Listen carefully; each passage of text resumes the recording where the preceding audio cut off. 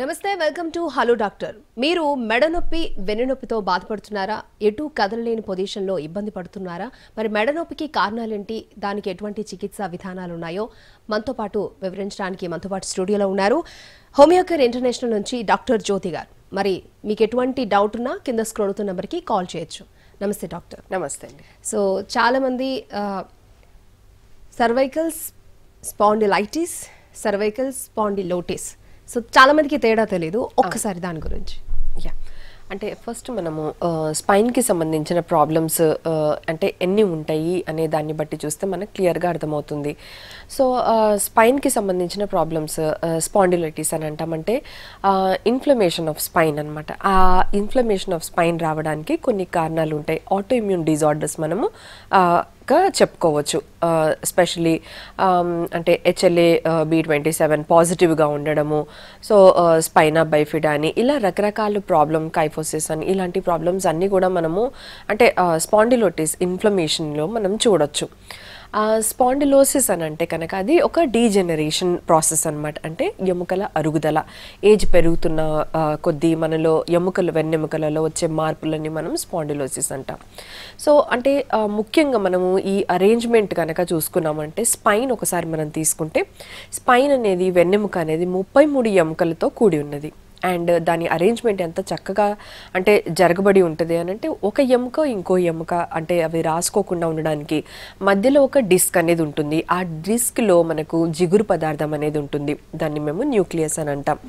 So ఈ జిగురు పదార్థం అనేది మనం పడుకున్నప్పుడు ఆ జిగురు పదార్థం బయటికి వచ్చేసి మన స్పైన్ని మొత్తాన్ని గ్రీజ్ చేసి మనం అంటే మార్నింగ్ లేసినప్పుడు మన పనులు చేసుకోవడానికి ఇబ్బంది లేకుండా చేస్తుంది. అంటే మనం ఎస్ అని కానీ, నో అని కానీ, లేదా మన బాడీ బరువుని మోయడం కానీ ఇవన్నీ పనులు మనకు స్పైన్ అనేది చేస్తూ ఉంటుంది. ఎప్పుడైతే ఇందులో మార్పులు ఉంటాయో, ఎక్కడైతే ఈ మార్పులు ఉంటాయో దాని ప్రకారం మనము ఈ వ్యాధిగా మనము చెప్పుకుంటూ ఉంటాం అన్నమాట. అంటే మనం జనరల్గా చూసే అంటే స్పైన్కి సంబంధించిన ప్రాబ్లం ఏదైతే ఉంటుందో అది అరుగుదలగా చూస్తూ ఉంటాము. దాన్ని స్పాండిలోసిస్ అని అంటూ ఉంటాము. ఆల్మోస్ట్ స్పైన్కి సంబంధించిన అంటే రేర్ కేసెస్ మనం చాలా తక్కువగా చూసేది స్పాండిలైటిస్గా చెప్పుకుంటాం. ఓకే, ఇప్పుడు చాలామంది మా ఫ్రెండ్ లిస్ట్లో కానీ ఫ్యామిలీ మెంబర్స్లో కానీ చాలామంది స్పాండిలైటిస్తో మీరు చెప్పినట్టు స్పాండిలోటిస్తో చాలామంది సఫర్ అవుతూ ఉంటారు. అసలు ఎవరిలో మనం ఎక్కువగా ఈ వెన్నునొప్పి, మెడ నొప్పి చూస్తామంటారు? యా, వెన్నునొప్పి సమస్యలు ఏదైతే అరుగుదల అని చెప్పానో, డీజనరేషన్ అనేది యూజువల్గా అది 40 నుంచి 45 సంవత్సరాలు దాటిన తర్వాత ఈ ప్రాబ్లమ్స్ మనం చూస్తూ ఉంటాం. అప్పుడు ఆడవాళ్ళల్లో కొన్ని హార్మోనల్ చేంజెస్ రావడము, అలాగే మగవాళ్ళల్లో చూసుకుంటే వాళ్ళు చేసే ఆక్యుపేషన్ అంటే వాళ్ళు చేసే పనిని బట్టి కూడా మనము ఆ వ్యాధులు చూడొచ్చు. సిస్టమ్ ముందు ఎక్కువ వర్క్ చేసే వాళ్ళల్లో కానీ, లేదా ఎక్కువ బరువు మెడ మీద పెట్టుకొని పనిచేసే వాళ్ళల్లో మెడ దగ్గర వెన్నెముకలో మార్పులు మనం చూస్తాము. దాన్ని మనం సర్వైకల్ స్పాండిలోసిస్ అని చెప్తా ఉంటాం. సో ఈ మార్పులు ఎప్పుడైతే వస్తూ ఉంటాయో కొన్ని లక్షణాలు అనేది మనం చూస్తూ ఉంటాం. సర్వైకల్ స్పాండిలోసిస్ యొక్క లక్షణాలు చూసుకుంటే నొప్పి డెఫినెట్గా ఉంటుంది. నొప్పి అనేది ప్రధాన లక్షణంగా ఉంటుంది. కానీ దానికంటే ముందు నొప్పి కూడా రాకముందు ఒకలాంటి స్టిఫ్నెస్, అంటే నైట్ పడుకొని లేవగానే మార్నింగ్ ఒకలాంటి స్టిఫ్నెస్ రావడం మనం చూస్తూ ఉంటాం. యూజువల్గా స్టిఫ్నెస్ వచ్చిన తర్వాత కొంత టైం వర్క్ చేసిన తర్వాత అంటే మన రెగ్యులర్ రొటీన్ పనులు చేసుకున్న తర్వాత ఆ స్టిఫ్నెస్ అనేది పోతుంది. కాబట్టి చాలా వరకు దాన్ని మనము నెగ్లెక్ట్ చేస్తూ ఉంటాం. తర్వాత వచ్చే సిమ్టమ్ ఏదైతే ఉంటుందో అది నొప్పి. నొప్పి రాగానే అప్పుడు కూడా మనం కొంత కేర్లెస్ చేస్తూ ఉంటాము. అంటే ఏదో ఇంట్లో మనకు దొరికిన అంటే ఏవో మసాజులు చేసుకోవడమో, లేకపోతే పలాంది తింటే తగ్గిపోతుంది అనుకోవడమో, లేదా నొప్పి తగ్గడానికి ఏమైనా మందులు వేసుకోవడమో చేస్తూ ఉంటాం. నొప్పి అనేది ఒక లక్షణం మట్టుకే. నొప్పి తర్వాత నెమ్మదిగా ఆ డిస్క్ అనేది అంటే జిగురు పదార్థం అనేది డ్రై అవుతున్న కొద్దీ డిస్క్ అనేది బయటికి రావడము, అక్కడ పాస్ అయ్యే నరాన్ని ప్రెస్ చేయడము, దానివల్ల ఇంకా అంటే వాపులు రావడం కానీ, లేకపోతే తిమ్మిర్లు ఎక్కినట్టుగా ఉండడం కానీ ఇలాంటి లక్షణాలు మనం చూడొచ్చు. ఏ ప్రాబ్లం అయితే అంటే నడుము రీజియన్లో అంటే ఎక్కువసేపు కూర్చొని వర్క్ చేసే వాళ్ళలో కానీ, లేకపోతే ఆడవాళ్ళలో హార్మోన్స్ తేడా వల్ల కానీ, తర్వాత 45 years క్రాస్ అయిన తర్వాత మెనోపాజల్ ఏజ్ దగ్గర పడుతూ ఉండగా ఈ చేంజెస్ అనేది మనం చూస్తూ ఉంటాము. ఓవర్ వెయిట్ అనేది ఉండడము, ఇవన్నీ కారణాల వల్ల నడుము భాగంలో కూడా మార్పులు వస్తూ ఉంటాయి. దాన్ని ఆ వెన్నెముకలో వచ్చే నడుము భాగంలో వచ్చే మార్పులని లంబార్ స్పాండిలోసిస్ అని చెప్తా ఉంటాం. ఇక్కడ కూడా నొప్పి అనేది కామన్ లక్షణంగా చూస్తూ ఉంటాము. తర్వాత వాపులు, తిమ్మిళ్ళు ఇక్కడ కూడా కనిపించే అవకాశం ఉంటుంది. ఓకే, అంటే మెడ తిప్పలేని పొజిషన్ అనేది అవును, చాలా టైట్ అయిపోతూ ఉంటుంది, అది తిప్పినా పెయిన్ఫుల్ గా ఉంటుంది. అవును. సో ఆ కండిషన్ ని ఏ విధంగా ట్రీట్ చేస్తారో దాన్ని ఏమంటారు? యా, ఆ మెడ రీజన్లో మనకు వెన్నెముకలు C1, C2 అంటే ఫస్ట్ ఎముకలలో ఏవైతే మార్పులు వస్తాయో ఆ మార్పులు అంటే అవి డైరెక్ట్గా మనకు మెడని అండ్ తలని అంటే అటాచ్ చేసి ఉంటాయి కాబట్టి సో మనకు అందులో మార్పులు వస్తే కనుక కొన్ని లక్షణాలు మనం చూస్తూ ఉంటాం. లక్షణాలు అంటే మనం అవునని కానీ, లేదని కానీ, నో అని కానీ అనడానికి ఏవైతే అంటే ఎముకలు తోడ్పడతాయో ఆ ఎముకలలో ప్రాబ్లం రావడం వల్ల మనకు వెన్నెముక తిప్పడంలో ఇబ్బందిగా వస్తూ ఉంటుంది. అయితే మనం ఏం చేస్తూ ఉంటాము, ఆ మార్పులన్నీ నెగ్లెక్ట్ చేస్తూ నొప్పి తగ్గడానికి మందులు వేసుకుంటూ ఉంటాం. నొప్పి తగ్గడానికి వేసుకునే మందులతో డెఫినెట్గా హాఫ్ అన్ అవర్ 1 అవర్లో మనకు రిలీఫ్ అయితే వస్తుంది. కానీ అంటే చాలా వరకు కూడా 8 నుంచి 12 గంటల వరకే అది పనిచేస్తుంది. దాని తర్వాత మళ్ళీ నొప్పులు వస్తూ ఉంటాయి. ఎప్పుడు కూడా అంటే నొప్పి తగ్గించుకోవడానికి ప్రయత్నం చేయకండి. ఆ వెన్నెముకలో వచ్చే మార్పులని కరెక్ట్ చేయడానికి ప్రయత్నిస్తే కనుక ఆ ప్రాబ్లంకి కంప్లీట్గా సొల్యూషన్ ఉంటుంది. ఓకే అండి, అలాగే రెండింటికి తేడా ఏంటి? Lumbar spondylosis, cervical spondylosis. Yeah, lumbar spondylosis అంటే మనకు వెన్నెముక నడుము భాగంలో వచ్చే మార్పులని మనం లంబార్ స్పాండిలోసిస్ అంటాం. ఒక్కోసారి అంటే నొప్పి వరకే మనకు ఈ ప్రాబ్లం ఆగిపోకుండా వాపులు కనిపించడం, తిమ్మిర్లు రావడం కూడా మనం చూస్తూ ఉంటాం కొంతమందిలో. అంటే ఆ తిమ్మిర్లు ఎంత రేంజ్ వరకు వెళ్ళిపోతూ ఉంటాయి అంటే జనరల్గా మేము క్లినిక్లో పేషెంట్స్ని చూస్తూ ఉంటాం. ఎంత వర్స్ కండిషన్స్ ఉంటాయి అని అంటే ఒక్కొక్కసారి కొంతమంది కాలుకి అండ్ చెప్పుకి ఇలా తాడు కట్టుకొని వస్తారంటే ఎప్పుడు చెప్పు కాలు నుంచి విడిపోతుంది అనేది కూడా తెలియని ఆ సెన్సేషన్ అనేది మనం చూస్తూ ఉంటాం. సో అంతవరకు మన కండిషన్ని నెగ్లెక్ట్ చేయకూడదు. ఇంకొకటి, వెన్నెముకలో మధ్య భాగం నుంచి ఏదైతే స్పైనల్ కార్డ్ పాస్ అవుతుందో అది డైరెక్ట్గా మనకు అంటే బ్రెయిన్ నుంచి ఇన్ఫర్మేషన్స్ అనేవి వస్తూ ఉంటాయి. కాబట్టి నెగ్లెక్ట్ చేయడం వల్ల ఒక్కొక్కసారి యూరిన్ మన కంట్రోల్లో లేకుండా, మోషన్స్ మన కంట్రోల్లో లేకుండా ఉండే అవకాశం ఉంటుంది. సో వెన్నెముక ప్రాబ్లమ్స్ని ఎప్పుడు కూడా నెగ్లెక్ట్ చేయకుండా, ఇది నొప్పే కదా అని అనుకోకుండా, దాన్ని నెగ్లెక్ట్ చేయకుండా ట్రీట్మెంట్ తీసుకోవాల్సి ఉంటుంది. యూజువల్గా అంటే మనం ఓర్చుకున్నంత మాత్రాన, లేదు మనం నెగ్లెక్ట్ చేసినంత మాత్రాన, నాకేమి లేదు అని అనుకున్నంత మాత్రాన, సరి అయిన ట్రీట్మెంట్ తీసుకున్నంత మాత్రాన మన జబ్బులు ఆగవు, అవి పెరుగుతూ ఉంటుంది. అలాగే స్పైన్ యొక్క ప్రాబ్లమ్స్ కూడా ప్రోగ్రెసివ్ డిజార్డర్స్ అంటామంటే ఒక ఎముక దాటిన తర్వాత ఇంకొక ఎముక అలాగూ ప్రతి ఒక్క ఎముకలలో మార్పులు వచ్చే అవకాశం ఉంటుంది. అండ్ ఎంత అంటే ఒక్కొక్క ఎముక ఇంక్లూడ్ అయిపోతూ ఉంటుందో అంత మన బాధ విపరీతంగా మారే అవకాశం ఉంటుంది. సో ఇనీషియల్గా ఎప్పుడైతే స్టిఫ్నెస్ అంటే చాలా పట్టినట్టుగా ఉన్నప్పుడే దాన్ని మనం గుర్తించి, లేదా నొప్పిగా కొంచెం మైల్డ్గా ఉన్నప్పుడే దాన్ని మనం గుర్తించి ట్రీట్మెంట్ తీసుకుంటే మనకు వ్యాధి పెరగకుండా మనం కేర్ తీసుకోవచ్చు. ఓకే, స్పాండిలోసిస్ లక్షణాలు ఏంటి? యా, ఫస్ట్ లక్షణం మనకు స్టిఫ్నెస్గా కనిపిస్తుంది, దాని తర్వాత నొప్పిగా కనిపిస్తుంది, దాని తర్వాత తిమ్మిళ్ళు కనిపిస్తూ ఉంటాయి. కానీ ఈ ప్రాబ్లమ్స్ అంటే ఇనీషియల్ స్టేజెస్లో కనుక దీనికి మనం సరైన ట్రీట్మెంట్ తీసుకోలేదు అని అంటే తర్వాత ఆ కండిషన్స్ వర్స్ అయ్యే ఛాన్సెస్ ఉంటాయి అన్నమాట.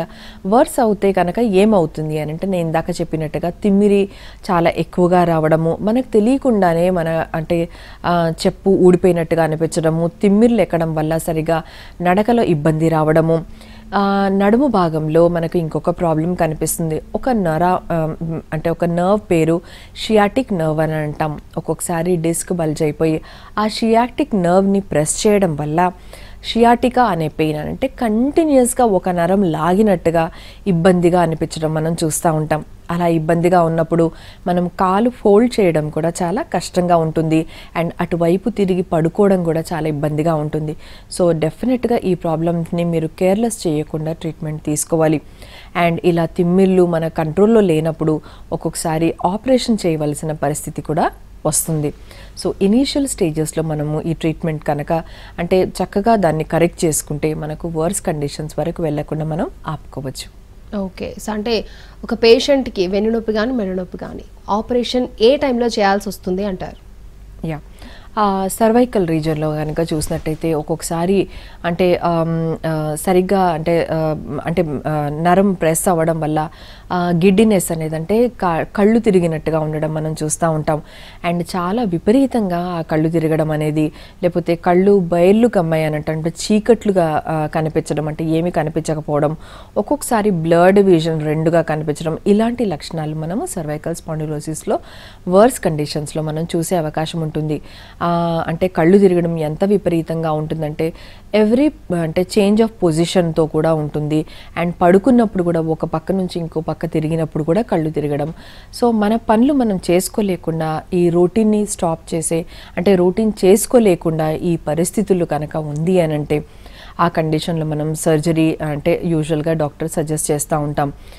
అలాగే కాళ్ళల్లో కూడా మనకు తెలియకుండా చెప్పు ఊడిపోవడము, లేకపోతే చాలా మంటలు, అరికాళ్ళల్లో మంటలు, టింగ్లింగ్ అంటే ఏదో పారినట్టుగా ఉండడం, ఇలాంటి లక్షణాలు కనుక మనం చూసినట్టయితే ఒకవేళ డాక్టర్ సర్జరీ అడ్వైస్ చేసే అవకాశం ఉంటుంది. అయితే హోమియోపతి యొక్క ట్రీట్మెంట్ ద్వారా అంటే ఇనీషియల్ స్టేజెస్లో ఏదైతే పట్టేసినట్టుగా ఉండి లేదా అంటే చాలా తక్కువ నొప్పి ఉండి ఉన్న ఆ కండిషన్లో హోమియోపతి ఎంత ఎఫెక్టివ్గా పనిచేస్తుందో సర్జికల్ కేసెస్లో కూడా హోమియోపతి చాలా చక్కగా పనిచేస్తుంది. చాలా కేసెస్లో అంటే నేను ఆల్మోస్ట్ 18 సంవత్సరాల నుంచి ఏదైతే ఈ ప్రాక్టీస్లో ఉన్నానో ఈ మెడిసిన్స్ అంటే ఇవ్వడం ద్వారా చాలా వరకు సర్జికల్ కేసెస్ని అక్కడ వరకు వెళ్లకుండా స్టాప్ చేసిన కేసెస్ అండ్ అంటే ఆ హీలింగ్ అంతా చక్కగా హోమియోపతితో జరుగుతూ ఉండడం చూస్తున్నాం. అండ్ అలాగే చాలా తగ్గిన కేసెస్ మన దగ్గర చాలా అంటే కోట్లలో మనకు పేషెంట్స్ అంటే హోమియోకేర్ ఇంటర్నేషనల్లో ఉన్నారు. కాబట్టి మీరేమి ఫస్ట్ పేషెంట్ కారు అండ్ అంటే అలాంటి ఎలా ట్రీట్మెంట్ ఉంటుందో అనేది కూడా మీరు ఆలోచించాల్సిన అవసరం లేదు. సో వర్స్ కండిషన్స్లో కూడా అంటే సర్జికల్ కేసెస్లో కూడా చాలా చక్కగా ట్రీట్మెంట్ అనేది హోమియో ద్వారా జరగబడుతుంది. ఓకే అండి, ఫస్ట్ కాల్ ఉన్నారు, మాట్లాడదాం. నరసింహులు గారు కర్నూలు నుంచి. నరసింహులు గారు మీ సమస్య ఏంటో చెప్పండి. మనతో పాటు డాక్టర్ గారు ఉన్నారు, మాట్లాడండి. మాట్లాడండి. మీరు టీవీ చూస్తూ మాట్లాడొద్దండి, కాల్ కట్ అయిపోతుంది. టీవీ వాళ్ళు మ్యూట్ చేయండి. మీ సమస్య ఏంటో చెప్పండి. మనతో పాటు డాక్టర్ గారు ఉన్నారు, వింటున్నారు, మాట్లాడండి. హలో మేడం, నమస్తే మేడం. నమస్తే అండి, చెప్పండి మేడం. మేము ఇంతకుముందు హోమియోకేర్ మెడిసిన్ వాడినా మేడం, తిరుపతిలో తెచ్చుకుని. Okay. Back pain madam, L4 L5 అని చెప్పి అది మెడిసిన్ వాడినా మేడం. మెడిసిన్ వాడితే కూడా మాకు తగ్గలేదు. తర్వాత వచ్చేసి సర్జరీ చేయించుకున్నాను మేడం అలా మీ కర్నూలులో. ఓకే. ఆ సర్జరీ చేయించుకున్నా మళ్ళీ నొప్పి అనేది కొద్దిగా అట్లే ఉంది, నొప్పి అట్లే ఉంది మేడం. దానికోసం మళ్ళీ ఏమన్నా హోమియోకేర్ వాడితే మేలని అడుగుదామని ఫోన్ చేశాను మేడం.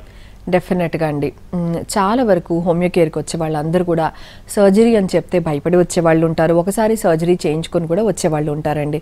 కొంత ఓపిక్గా, అందరికీ తెలుసు హోమియోపతితో కొంచెం టైం పడుతుందని అండ్ మళ్ళీ ఈ ప్రాబ్లం రాదని తెలుసు, ఎలాంటి సైడ్ ఎఫెక్ట్స్ ఉండవని తెలుసు. కొంత ఓపిక్గా మీరు మెడిసిన్స్ వాడారంటే డెఫినెట్గా మీకు రిలీఫ్ జరుగుతుంది. ఆపరేషన్ అనేది, సర్జరీ అనేది మీకు ఎక్కడైతే ప్రాబ్లం ఉందో అక్కడ చేస్తారు అండ్ అక్కడ రిలీఫ్ కూడా వస్తుంది. కానీ వేరే వెన్నెముకలలో ఆ ప్రాబ్లమ్ని అంటే ఆ వ్యాధి ఏదైతే పెరుగుతూ ఉంటుందో దాన్ని మనం ఆపాల్సి ఉంటుంది హోమియోపతిక్ మెడిసిన్స్తో. సో వెంటనే మీరు అంటే మళ్ళీ కనుక అంటే ట్రీట్మెంట్ స్టార్ట్ చేస్తే మీకు వెంటనే రిలీఫ్ దొరుకుతుంది అండ్ మీకు ఎమర్జెన్సీ మెడిసిన్స్ ఉంటాయి ప్రస్తుతం ఉండే ప్రాబ్లం తగ్గడానికి. ఫ్యూచర్లో మళ్ళీ ప్రాబ్లం రాకుండా ఉండడానికి మీ మెడిసిన్స్ కంటిన్యూ కూడా చేసుకోవచ్చు. మీరు వెంటనే మీ దగ్గర ఉన్న హోమియోకేర్ ఇంటర్నేషనల్ని కన్సల్ట్ అయ్యి ట్రీట్మెంట్ స్టార్ట్ చేసుకోండి. ఓకే అండి. సో అంటే ఇప్పుడు ఏజ్తో సంబంధం లేకుండా చాలామంది ఈ స్పాండిలోసిస్తో సఫర్ అవుతూ ఉన్నారు. రీజన్స్ ఏమై ఉండొచ్చు అంటారు? యా యూజువల్గా స్పాండిలోసిస్ అనే ప్రాబ్లం డీజనరేటివ్ డిజార్డర్స్ కాబట్టి అంటే ఏజ్ ఎక్కువ ఉన్న వాళ్ళలో మనం ఈ ప్రాబ్లం చూస్తూ ఉంటాం. కాకపోతే స్పైన్కి సంబంధించిన ప్రాబ్లమ్స్ ఏదైతే స్పాండిలైటిస్ అయి ఉంటుందో అంటే ఆటో ఇమ్యూన్ డిజార్డర్ అయి ఉంటుందో దానికి ఏజ్తో సంబంధం లేకుండా మనం ఈ ప్రాబ్లమ్స్ చూస్తూ ఉంటాం. సో అదొక ఆటో ఇమ్యూన్ డిజార్డర్ కాబట్టి ఏజ్కి ఎలాంటి సంబంధం లేకుండా ఉంటుంది. అయితే చాలా అంటే హోమియోకేర్ ఇంటర్నేషనల్లో మేము ఏదైతే మెడిసిన్స్ ఇస్తామో దాన్ని మేము కాన్స్టిట్యూషనల్ మెడిసిన్ అంటాం. ఎప్పుడైతే ఈ కాన్స్టిట్యూషనల్ మెడిసిన్ ఇస్తామో పుట్టుకతో వచ్చే వ్యాధులన్నీ కూడా చక్కగా దాంతో ట్రీట్ అవుతాయి. సో ఆటో ఇమ్యూన్ డిజార్డర్స్ అన్నీ కూడా ఏజ్తో సంబంధం లేకుండా ప్రతి ఒక్క ప్రాబ్లం చాలా చక్కగా ట్రీట్మెంట్ జరుగుతుంది. అయితే హోమియోపతి మెడిసిన్స్ ఏవైతే ఉంటుందో అది అంటే అందరికీ ఒకే మెడిసిన్స్ అలా ఇవ్వబడవన్నమాట. అంటే ఒకవేళ ట్విన్స్ అయినా కానీ వాళ్ళ మెడిసిన్స్ కూడా చేంజ్ అవుతూ ఉంటుంది. అంటే దాన్ని ఎలా సెలెక్ట్ చేస్తాము అని అంటే మీ యొక్క అయిష్టాలు కానీ ఏం తింటే పడుతుంది ఏంది పడదు, మీకు ఎలాంటి అంటే హ్యాబిట్స్ అనేవి ఉన్నాయి, ఎప్పటి నుంచి ఈ ప్రాబ్లం ఉంది, ఫ్యామిలీలో ఎవరికైనా ఈ ప్రాబ్లం ఉందా, సో ఇవన్నీ హిస్టరీస్, మీకు ఆడవాళ్ళైతే మీ మెన్సెస్ రెగ్యులర్గా ఉందా, ఇంకా ఏమైనా ఇబ్బంది ఉందా, ఇవన్నీ కూడా మీకు దాహం ఎంత వాటర్ తీసుకుంటారు, దాహం సరిగ్గా ఉందా, మీకు ఫుడ్ డైజెషన్ అది సరిగ్గా, ప్రతి ఒక్కటి మీ కన్సిడరేషన్లోకి తీసుకొని ఏమైనా టెన్షన్స్ ఉన్నాయా ఇంట్లో కానీ వర్క్ ప్లేస్లో కానీ, ఇవన్నీ కూడా కన్సిడరేషన్లోకి తీసుకొని ఏదైతే మెడిసిన్ ఇస్తామో దాన్ని మేము కాన్స్టిట్యూషనల్ మెడిసిన్ అంటాం. ఈ కాన్స్టిట్యూషనల్ మెడిసిన్ ఇవ్వడం ద్వారా పుట్టుకతో వచ్చే వ్యాధులు కూడా కరెక్ట్ అయ్యే ఛాన్సెస్ మనకు ఎక్కువగా ఉంటాయి. ఓకే అండి, నెక్స్ట్ కాలర్ శ్రీనివాస్ గారు హైదరాబాద్ నుంచి. శ్రీనివాస్ గారు మీ సమస్య ఏంటో చెప్పండి. మనతో పాటు డాక్టర్ జ్యోతి ఉన్నారు, మాట్లాడండి. గుడ్ ఆఫ్టర్నూన్ అండి, చెప్పండి మేడం. నా ఏజ్ వచ్చేసి 41 మేడం, 41 ఉంటుంది. ఓకే, మనకి అంటే నేను ఇప్పుడు వరకు చూపెట్టుకోలేదు కానీ కొద్దిగా మెడ నొప్పి వస్తుంది మేడం. అప్పుడప్పుడు మెడ నొప్పి, కొద్దిగా మెడ నొప్పి వచ్చినప్పుడు జస్ట్ నా కళ్ళు కొద్దిగా లాగినట్టు అనిపిస్తుంది. ఓకే, అదే అదే మీరు అన్నట్టు ఇంతకుముందు ఎప్పుడైనా నిద్ర తక్కువైనప్పుడు లేకుంటే వర్క్ లో స్ట్రెస్ ఉన్నప్పుడు ఎక్కువ ఫోన్లు మాట్లాడడం కానీ ఆ టైంలో కొద్దిగా అనిపిస్తుంది అనమాట. ఓకే, ఎంతకాలం నుంచి బాధపడుతున్నారు? ఇది రీసెంట్గా ఒక 3-4 months అయింది మేడం, అంతే. 3-4 days అండి? 3-4 months. 3-4 months, okay. కింద పడ్డం కానీ లేకపోతే ఏదైనా దెబ్బ తగలడం కానీ ఎప్పుడైనా జరిగిందండి మీకు? లేదు మేడం, ఎప్పుడు జరగలేదు. నేను డైలీ ఒక 2.5 నుంచి 3 kilometers వాకింగ్ చేస్తాను. ఓకే, సో మీకు ఏదైతే చేంజెస్ కనిపిస్తున్నాయో మెడ దగ్గర, దాన్ని మనం సర్వైకల్ స్పాండిలోసిస్గా చెప్పుకోవచ్చు. ఇనీషియల్గా మీకు అంటే పట్టేసినట్టుగా ఉండడము, దాని తర్వాత నెమ్మదిగా ఆ ప్లేస్లో నొప్పి రావడము, దాని తర్వాత ఆ నొప్పి నెమ్మదిగా పైకి తలకు కానీ లేదా సైడ్స్కి అంటే భుజాలకు కానీ నెమ్మదిగా హ్యాండ్స్కి స్ప్రెడ్ అవ్వడం అయ్యే ఛాన్స్ ఉంటుంది. సో అలా రేడియేట్ అయ్యే ఆ ప్రాబ్లమ్ని మనం వెంటనే అరెస్ట్ చేయొచ్చు. హోమియోపతి చాలా సేఫ్ మెడిసిన్స్ అండి. మీకు ఎలాంటి ఇబ్బందులు అంటే మీ ప్రాబ్లం తగ్గడమే కాకుండా మీకు ఎలాంటి సైడ్ ఎఫెక్ట్స్ కానీ లేకుండా మీకు ట్రీట్మెంట్ జరుగుతుంది. కొంత టైం కంటిన్యూస్గా మెడిసిన్స్ వాడారు అంటే కనుక మీకు డెఫినెట్గా రిలీఫ్ వస్తుంది. మీ దగ్గర ఉన్న హోమియోకేర్ ఇంటర్నేషనల్ని కన్సల్ట్ అవుతే మనం వెంటనే ట్రీట్మెంట్ స్టార్ట్ చేసుకోవచ్చు. డాక్టర్, ఇప్పుడు చిన్నపిల్లల్లో కూడా ఆటో ఇమ్యూనిటీ డిజార్డర్ లెక్క సో ఈ స్పాండిలోసిస్ అనేది వస్తుంది. సో వారికి మనం హోమియోపతి ట్రీట్మెంట్ ఇవ్వచ్చు అంటారా? ఎలా అందిస్తూ ఉన్నారు? చిన్నపిల్లల్లో మనం చూసే ఈ ప్రాబ్లం ఆటోఇమ్యూన్ డిజార్డర్. కొంతమందికి చిన్నపిల్లలు అంటే కంజెనిటల్ డిఫార్మిటీ అంటే స్పైన్ సరిగ్గా పిల్లలు సరిగ్గా కూర్చోలేకపోవడము లేకపోతే నుంచోలేకపోవడము, ఇలాంటి కండిషన్స్ మనం చూస్తూ ఉంటాము. కొన్ని కండిషన్స్లో HLA-B27 పాజిటివ్గా ఉండడము. సో ఇలాంటి లక్షణాలన్నీ ఉన్నప్పుడు కూడా హోమియోపతి చాలా చక్కగా హెల్ప్ చేస్తుంది. అండ్ హోమియోపతి మెడిసిన్స్ అంటే పిల్లలకి ఇవ్వడం చాలా ఈజీగా ఉంటుంది. అవి స్వీట్గా ఉంటాయి కానీ ఉంటాయి కాబట్టి చాలా చక్కగా తీసుకుంటారు మెడిసిన్స్. అండ్ దీనివల్ల ఎలాంటి సైడ్ ఎఫెక్ట్స్ ఉండవు కాబట్టి చిన్నపిల్లలకు చాలా ఈజీగా ఇచ్చేయచ్చు. దీనివల్ల ఎలాంటి డైట్ రెస్ట్రిక్షన్స్ అనేది ఉండదు, అంటే ఇది తినకూడదు ఇది తినొచ్చు అనేది ఏది ఉండదు కాబట్టి అన్నీ తింటూ కూడా ఈ హోమియోపతిక్ మెడిసిన్స్ వేసుకోవచ్చు. కాబట్టి చాలా ఈజీగా మనము పిల్లలలో ట్రీట్ చేసుకోవచ్చు. కొన్ని అంటే టెస్ట్ల ద్వారా మనము దీన్ని డిటెక్ట్ చేసుకోవచ్చు. స్పెషల్గా HLA-B27 అని కానీ లేదా కాల్షియంలో ఏమైనా లోపం ఉందా లేకపోతే విటమిన్ D ఏమైనా లోపం ఉందా, ఇవన్నీ కూడా కొన్నిసార్లు విటమిన్ B12 కూడా డెఫిషియన్సీ ఈ ప్రాబ్లమ్ని అంటే ఎక్కువ చేసే అవకాశం ఉంటుంది. సో ఇవన్నీ ఇన్వెస్టిగేషన్స్ మనం ఎప్పటికప్పుడు చెక్ చేసుకొని పిల్లలలో మనము అంటే ఆ ప్రాబ్లమ్ని మనం రెక్టిఫై చేసుకోవచ్చు. ఫ్యామిలీలో ఎవరికైనా ఇలాంటి ప్రాబ్లం ఉంటే కనుక పిల్లలలో కొంచెం తేడా అనిపిస్తే కూడా మనం వెంటనే అలర్ట్ అయిపోయి ట్రీట్మెంట్ స్టార్ట్ చేసుకుంటే మనం చాలా వరకు కూడా ప్రోగ్రెస్ని పోస్ట్పోన్ చేసుకోవచ్చు, చాలా వరకు అంటే ఈ ప్రాబ్లమ్ని అవాయిడ్ చేసుకోవచ్చు. ఓకే అండి. సో అలాగే మీ దగ్గర అంటే హోమియో కేర్లో దీనికి సంబంధించి ఎటువంటి ట్రీట్మెంట్ని అందిస్తూ ఉన్నారు? మా దగ్గర అంటే హోమియోకేర్ ఇంటర్నేషనల్లో చాలా ఎక్స్పర్టైజ్ అయిన అంటే టీమ్గా మేము ఫామ్ అయ్యి ఉన్నాము. అండ్ అందరం కూడా చాలా వెల్ ట్రైన్డ్ అయ్యి ఉండి చాలా చాలా కేసెస్ అలాంటివి అంటే క్యూర్డ్ కేసెస్ అనేవి చాలా ఉన్నాయి కాబట్టి, అంటే తగ్గిన కేసెస్ చాలా ఉన్నాయి కాబట్టి ఒక అంటే ఫార్ములా లాగా ఫామ్ చేసేసి దాన్ని బట్టి ట్రీట్మెంట్ ఇస్తూ ఉంటాము. కేస్ హిస్టరీ అనేది చాలా డీటెయిల్గా తీసుకొని ఫ్యామిలీలో ఎవరికైనా ప్రాబ్లం ఉందా, ఎందుకని ఈ ప్రాబ్లం వచ్చింది, ఎప్పటి నుంచి స్టార్ట్ అయింది, ఏదైనా అంటే దానికి అంటే ప్రాబ్లం స్టార్ట్ అవ్వడానికి కారణంగా ఉందా. ఒక్కొక్కసారి మనం చిన్న చిన్న కారణాలు నెగ్లెక్ట్ చేస్తూ ఉంటాం. ఫ్యామిలీలో ఎవరైనా డెత్ అంటే క్లోజ్డ్ డియర్ వన్స్ డెత్ కానీ, లేకపోతే ఒక డెత్ తర్వాత ఇంకొక డెత్ ఉండడము. సో ఇలాంటి చాలా కారణాల వల్ల సో మనం కారణాలు అని అంటే పట్టించుకోకుండా నొప్పి నొప్పి అని బాధ అంటే దాన్ని చూస్తూ ఉంటాం. సో ఇలాంటివన్నీ కూడా కన్సిడరేషన్లోకి తీసుకొని ఏదైతే మెడిసిన్స్ ఇస్తూ ఉంటామో దాన్ని కాన్స్టిట్యూషనల్ మెడిసిన్ అంటాం. ఎప్పుడైతే ఈ కాన్స్టిట్యూషనల్ మెడిసిన్ ఇస్తామో పేషెంట్ యొక్క అంటే ఆ ప్రాబ్లం ఎక్కడి నుంచి స్టార్ట్ అయిందో అది కరెక్ట్ అవుతూ వస్తూ ఉంటుంది. సింపుల్గా మనం అంటే సర్జికల్ కేసెస్ని కూడా హోమియో ఎలా ట్రీట్ చేస్తుందంటే, మనం ఒక డోర్ని చూసినట్టయితే మధ్యలో హింజెస్ ఉంటాయి. ఒక్కొక్కసారి అందులో చిలుము రస్ట్ వచ్చేస్తుంది. అలా వచ్చినప్పుడు మనం డోర్ మూవ్ చేయాలని అనుకున్నప్పుడు అంటే శబ్దం రావడం, కిర్రమని శబ్దం అవ్వడము, డోర్ సరిగ్గా ఓపెన్ అవ్వకపోవడం, అంటే అంత ఫ్రీగా మూవ్ అవ్వకపోవడం మనం చూస్తూ ఉంటాం. సింపుల్గా దాంట్లో మనం గ్రీజ్ వేస్తే అది కరెక్ట్ అయిపోతుంది. ఆ ఒక్క డోర్కి గ్రీజ్ కూడా కాదు, ఇంట్లో ఏ ఆయిల్ ఉంటే అది వేసేసి దాన్ని మనం అంటే ఆయిల్ వేసేసామంటే ఎప్పటిలా మూమెంట్ అనేది జరిగిపోతూ ఉంటుంది. అంటే ఒకప్పుడు ఇలా ఈ డోర్లో ప్రాబ్లం వచ్చిందని కూడా తెలుసుకోము. అంత సింపుల్గా హోమియోపతి మెడిసిన్ చక్కగా పనిచేస్తుంది. కాన్స్టిట్యూషనల్ మెడిసిన్ ద్వారా ఒక్కోసారి చక్కగా ఆ న్యూక్లియస్ అనేది ఆ జిగురు పదార్థం అనేది మళ్ళీ రీజనరేట్ అయ్యే ఛాన్స్ కూడా కొన్ని కేసెస్లో మేము చూసున్నాం. సో అలా రీజనరేట్ అవుతే కనుక ఆ గ్రీజ్ ఎప్పటిలాగా రావడము, మళ్ళీ స్పైన్ దాని యొక్క పని చక్కగా ఎప్పటి పని అది చేసుకుంటూ ఉండడం, దాని ద్వారా ఎలాంటి ఇబ్బందులు లేకుండా ఉండడం చూస్తూ ఉంటాం. సో నొప్పి అనేది ఒక లక్షణము, వాపు అనేది ఒక లక్షణము, తిమ్మిర్లు అనేది ఒక లక్షణము, టింగ్లింగ్ సెన్సేషన్ అనేది ఒక లక్షణంగా మనం చూస్తూ ఉంటాం. సో లక్షణాల వరకు అంటే లక్షణాలను తగ్గించుకునే ప్రయత్నం చేయకుండా ఆ ప్రాబ్లమ్ని కరెక్ట్ చేసుకుంటే లక్షణాలు ఆటోమేటిక్గా పోతాయి. అదే హోమియోపతి చేసేది. ఓకే అండి. సో ఫుడ్ హ్యాబిట్స్ ఏమైనా చేంజ్ చేసుకోవాలంటారా ఒకవేళ మీ దగ్గర ట్రీట్మెంట్ తీసుకున్న తర్వాత? హోమియోపతి వాడుతున్నప్పుడు ఎలాంటి డైట్ రెస్ట్రిక్షన్స్ అనేది డెఫినెట్గా ఉండదు. కానీ మనం హెల్తీగా ఉండడానికి మన వెన్నెముక అనేది మన బాడీ వెయిట్ని మొత్తం మోస్తూ ఉంటుంది, ఆ బరువుని మేనేజ్ చేస్తూ ఉంటుంది. అలాంటప్పుడు మనము ఒకవేళ హెవీగా అంటే బరువు ఎక్కువగా ఉంటే కనుక దాన్ని ఇబ్బందులు ఫేస్ చేసే అవకాశం ఉంటుంది. అందుకని మన వెయిట్ని ఎప్పటికప్పుడు మనం మేనేజ్ చేసుకుంటూ ఉండాలి. సో మేము మెడిసిన్స్ ఇచ్చినప్పుడు మీకు ఒక డయట్ చార్ట్ కూడా అంటే ఏం తింటే మంచిది, ఒక బ్యాలెన్స్ డయట్ అనేది ఇస్తూ ఉంటాం. సో అది ఫాలో అవ్వడం వల్ల కూడా మీకు ఉపయోగంగా ఉంటుంది. సో వాకింగ్ అంటే యూజువల్గా మనం డయట్ ఎంత ఇంపార్టెంటో అలాగే మనకు చిన్న చిన్న ఎక్సర్సైజెస్ మనం రెగ్యులర్గా చేస్తూ ఉండడం ద్వారా మనకు మనం వెయిట్ అనేది మేనేజ్ కూడా చేసుకోవచ్చు.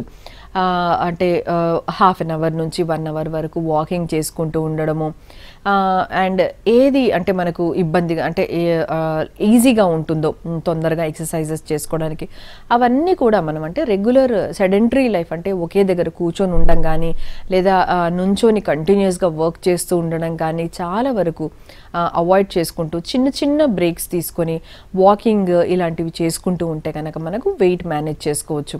సో ఆ విధంగా అంటే డయట్ అనేది హెల్ప్ చేస్తూ ఉంటుంది. అదేవిధంగా ఎప్పటికప్పుడు అంటే సర్టన్ ఏజ్ దాటిన తర్వాత అంటే 40 years దాటిన తర్వాత మన కాల్షియం లెవెల్స్ సరిగ్గా ఉన్నాయా లేదా చెక్ చేసుకోవాలి. సో అలా చెక్ చేసుకొని ఏదైనా డెఫిషియెంట్గా ఉంది అని అంటే వెంటనే దానికి సంబంధించిన డయట్ మనం చేంజ్ చేసుకోవాలి. కాల్షియం ఎక్కువగా ఉండే డయట్ మనం చూసుకున్నట్లయితే మనకు రాగిలో మనకు ఎక్కువ మనకు కాల్షియం అనేది మనం చూస్తూ ఉంటాం. 1 bowl ఆఫ్ రాగిలో కనుక మనకు ఆల్మోస్ట్ ఒక 400 mg వరకు కూడా మనకు కాల్షియం అనేది అవైలబుల్ ఉంటుంది. పుష్కలంగా పాలు, పెరుగు, గుడ్లు, రాగి అండ్ అంటే నాన్ వెజిటేరియన్స్ అయితే మనం హైదరాబాద్లో చేసుకుంటాం పాయా అని అంటే బోన్ సూప్ అని. సో ఇలాంటివన్నీ తీసుకోవడం ద్వారా కూడా మనకు కాల్షియం లెవెల్స్ అనేది మెయింటైన్ అవుతూ ఉంటాయి. ఆడవాళ్ళల్లో హార్మోనల్ చేంజెస్ వల్ల కూడా కాల్షియం మీద దాని ఎఫెక్ట్ హార్మోన్స్ అనేది పడుతూ ఉంటుంది. సో అంటే ఏమైనా హార్మోనల్ చేంజెస్ ఉన్నాయా, మెన్సెస్ అనేది రెగ్యులర్గా వస్తుందా, మెనోపాజల్ ఏజ్లో ఉన్నారా, ఏంటనేది క్లియర్గా మనం చెక్ చేసుకొని ఫైబ్రాయిడ్స్ ఏమైనా ఉన్నాయా, పీసీఓడి ఉందా, ఇవన్నీ కూడా మనం చెక్ చేసుకున్నట్టయితే ఆడవాళ్ళలో కూడా బరువు పెరుగుతూ ఉండడము లేదా దాని యొక్క ఎఫెక్ట్ వెన్నెముకల మీద పడడం అనేది మనము కరెక్ట్ చేసుకోవచ్చు. సో ఆ విధంగా మనము అంటే మెడిసిన్స్ ఎంత ఇంపార్టెంటో డయట్ అంతే ఇంపార్టెంట్, డయట్ ఎంత ఇంపార్టెంటో మన ఎక్సర్సైజెస్ కూడా అంతే ఇంపార్టెంట్. అంటే పెయిన్గా ఉన్నప్పుడు ఏదో తోచిన ఎక్సర్సైజెస్ అలా చేయకూడదు. కొంత పెయిన్ రెడ్యూస్ అయిన తర్వాత మెయింటైన్ చేసుకోవడానికి, వెన్నెముక బలంగా అవ్వడానికి మనము ఇవన్నీ ఫాలో అవుతూ ఉండాలి. రైట్, థ్యాంక్ యూ జ్యోతి గారు, చాలా విషయాలు చెప్పారు స్పాండిలోసిస్ గురించి. రైట్, చూసారు కదా, ఇది ఈనాటి మన హలో డాక్టర్. నమస్తే.